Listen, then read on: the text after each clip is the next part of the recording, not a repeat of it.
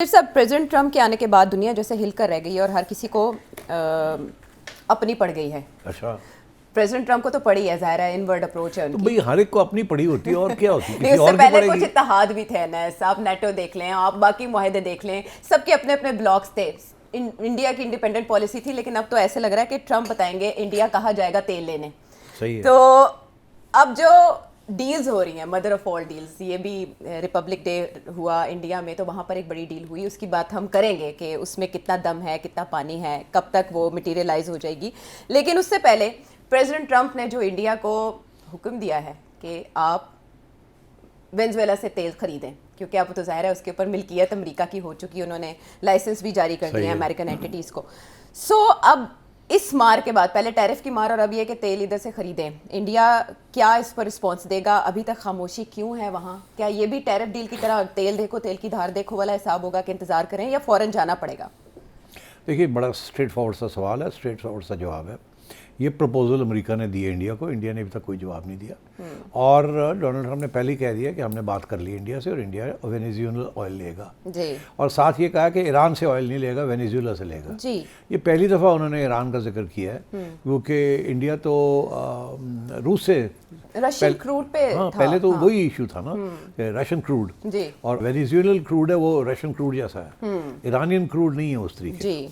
तो ये तो एक इंटरेस्टिंग बात है कि उसने ईरान का नाम लिया है, रशिया का नाम नहीं लिया। जी। मगर दूसरी बात ये है कि वेनेजुएलन ऑयल जो है वो तो मैक्सिमम 1 मिलियन 2 मिलियन बैरल्स, इससे ज़्यादा तो प्रोडक्शन ही नहीं है वहाँ, और उनकी कैपेसिटी भी नहीं है। अच्छा। और उसको ठीक करने में, अमेरिकन कंपनीज को वहाँ जाके करने में, वो तो 5 साल का प्रोजेक्ट है। और अभी तो अमेरिकन कंपनीज जो हैं वो जाने से कतरा रही हैं। वो तो अभी मीटिंग हुई थी, all the top oil executives with president Trump, कि जी हमें कौन सी गारंटीज देंगे कि ये चलेगा मामला, नहीं चलेगा, हम बड़ी लंबी चौड़ी इन्वेस्टमेंट्स करने की ज़रूरत है वहाँ।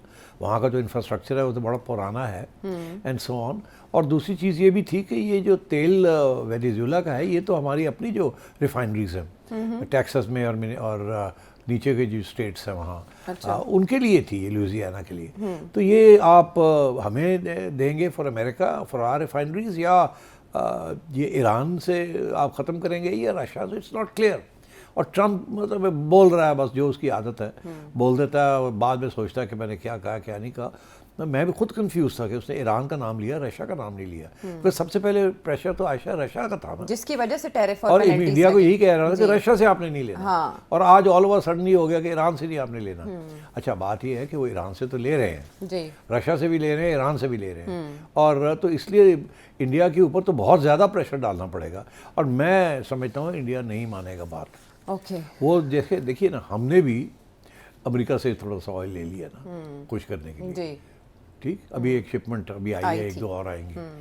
That is a stop gap measure कि यार ये हमारी गले पे ना पड़े तो ले लो इनसे भी थोड़ा सा। बाकी इंडिया जो है वो भी ऐसे ही करेगा, वो थोड़ा बहुत कहेगा अच्छा हम ले लेते हैं ताकि ये ठंडा हो जाए थोड़ा सा। बट बेसिकली इंडिया का जो स्ट्रक्चर है वो इतना तब्दील नहीं करेगा। It's not going to be possible कि रातों रात ये तब्दील हो जाए। But I think Donald Trump जो है ना, वो किसी ने वो एक उसने अपने आप को एक कोने में खड़ा कर दिया है जी। अब वहाँ से वो निकलना चाहता है। वो चाहता है कि कुछ थोड़ा बहुत मेरे साथ कुछ तावन कर ले और मुझे एक्सक्यूज़ मिल जाए निकलने का। हाँ, जिससे वो ईरान के बारे में वो लगा हुआ है, हर जगह पोजीशन की है। हाँ, और वहाँ भी वो अब ढूंढ रहा है कोई रास्ता निकलने का। और अभी उसने कहा कि हमारी बातचीत फिर शुरू हो गई है वाया थर्ड पार्टी। ठीक, तो बातचीत किस चीज़ की हो रही है, मैं अभी आता हूँ उसकी तरफ। तो ये इंडिया के साथ भी ऐसे ही है, इंडिया की तरफ से कोई पक्की बात नहीं हो रही। वो चुप करके बैठे हुए हैं, देख रहे हैं कि हमने क्या करना है क्या नहीं करना। अभी रूसी भी तो वहाँ से होके गए हैं ना इंडिया से जी। तो इसलिए India is not going to cave in, ये मैं आपको बता दूं। केव इन से मुराद ये है कि इंडिया नहीं घुटने नहीं टेक देगा डोनाल्ड ट्रंप के आगे। थोड़ी बहुत कंसेशन जरूर देगा, बिकॉज उसकी वो बाकी नेगोशिएशंस भी अभी रुकी हुई हैं। मगर डोनाल्ड ट्रंप अभी एक फेस सेविंग, अपनी इज्जत बचाने के लिए कोई रास्ते ढूंढ रहा है। तो मेरा ख्याल है पाकिस्तान ने जैसे थोड़ा सा दे दिया, इंडिया भी थोड़ा सा दे देगा, वेनेजुएला ने भी दे दिया है कि अच्छा जी ठीक है बताएं क्या करना है, ये क्या है, मगर रिजीम चेंज नहीं होने देनी, वही चलेगा वही सिलसिला पुराना, मगर चलेंगे थोड़ी सी नेगोशिएशन हो जाती। ईरान के साथ भी बिल्कुल यही है, पहुँच के वहाँ धमकियाँ लेके जहाज़ लेके आ गया कि मैं ये कर दूंगा वो कर दूंगा, और कभी किया कुछ नहीं। और अभी सब लोग लगे हुए हैं उसको समझाने में। अब वो आगे से कह रहा है मुझे रास्ता दे निकलने का यहाँ से। और वो क्या रास्ता मांग रहा है? वो कह रहा है 3 चीज़ें। पहले ये है कि जो न्यूक्लियर स्टॉक पाइल है, जो कि आपकी शायद 50 या 60% तक भी चली गई है इन्रिचमेंट, वो जितना भी है वो सारे का सारा हमारे हवाले करें। अच्छा। और साथ ये भी कह रहा है कि वो अगर हमारे हवाले कर देते हैं और आपको पीसफुल यूज़ के लिए यूरेनियम चाहिए तो हमको थर्ड पार्टी से आपको दिलवा देते हैं। ये के थ्रू। ठीक। और वो थर्ड पार्टी पाकिस्तान भी हो सकती है, इसराइल भी हो सकता है और अदर्स भी हो सकते हैं। तो वो आप अपना दे दें हमें और हम जितना देंगे फिर उसको हम मॉनिटर करेंगे कि कहाँ जा रहा है, क्या हो रहा है, कि उसकी इन्वेस्टमेंट कितनी है, so on and so forth. एक तो ये।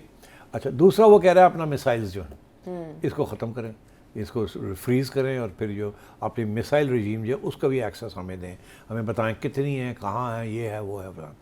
और तीसरी चीज़ वो तेल के बारे में, और कि आगे आप हम डिस्कस करेंगे सैंक्शंस कैसे कितनी होनी है, कैसे होनी है, कितनी कम करनी है, कितनी रहनी है, किस स्टेज पे होनी है, वो हम करने के लिए तैयार हैं। मगर और फाइनली यही है कि फिर आप जो एक्सपोर्ट कर रहे थे प्रॉक्सीज ख़त्म, और हमने जितनी डैमेज कर सकते थे प्रॉक्सीज को हमने किया और भी करेंगे, और अब आपने कोई पंगे वंगे नहीं लेने।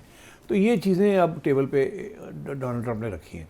और ईरान इनमें से किसके बारे में बात करेगा और किसके बारे में नहीं करेगा, मेरा तज्जिया ये है कि वो न्यूक्लियर जो इशू है उसके ऊपर बात करेगा, बिकॉज मेरा अपना ख्याल है वो कभी भी न्यूक्लियर बॉम्ब नहीं बनाना चाहते थे। अच्छा। मगर वो इज्जत की बात थी, तो इसलिए वो उन्होंने पोजीशन ली हुई थी कि हमारा हक है, मगर ये नहीं कि हम बनाना चाहते हैं। मेरा ख्याल है अब उन्हें इस बात का एहसास है कि वो नहीं बना सकेंगे, काफ़ी डैमेज भी और भी कर सकते हैं। इकोनॉमी के भी इश्यूज अपनी जगह। इकोनॉमी में बहुत बड़े इश्यूज हैं, तो सैंक्शंस और उसको हटाना is the core issue.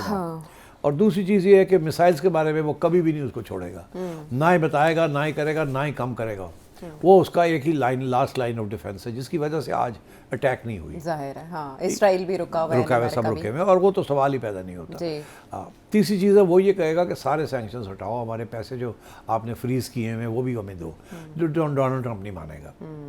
So I think इस किस्म की चीज़ है।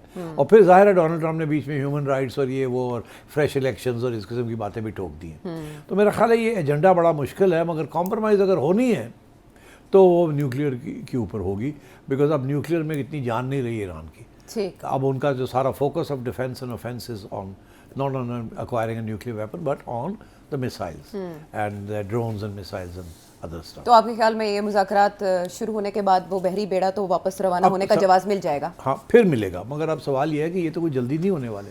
हाँ, ये वही तो ना, वक्त आपने लगता तो है कहा है इन कि चीज़ों बहुत में। मामला तो अब इसमें दो ऑप्शंस हैं, एक तो ये है कि चुप करके बैठा रहे और धमकियाँ देता रहे और नेगोशिएशंस होते रहे। अच्छा, बाय द वे, इस नेगोशिएशंस के अंदर मैं आपको बता दूं कि पाकिस्तान और कतर दोनों इन्वॉल्व हैं। अच्छा। हाँ, इससे ज़्यादा बात मुनासिब नहीं है। दोनों मुल्क जो है ये हेल्प कर रहे हैं टेंशंस को डिफ्यूज़ कर रहे हैं, ईरान की डिफ्यूज़ करने की। अच्छा। और तीसरी चीज़ बड़ी इंपॉर्टेंट है, वो ये है कि कोई रजीम चेंज फार्मूला एक्सेप्टेबल नहीं है। That's not going to be acceptable. तो अब देखना ये है कि ये 2 दिन का हमला करके और फिर जाता है घर, या कोई नेगोशिएशन करके कुछ लेके और फिर घर जाता है। तो इसके ऊपर आई थिंक अभी सिचुएशन क्लियर नहीं है।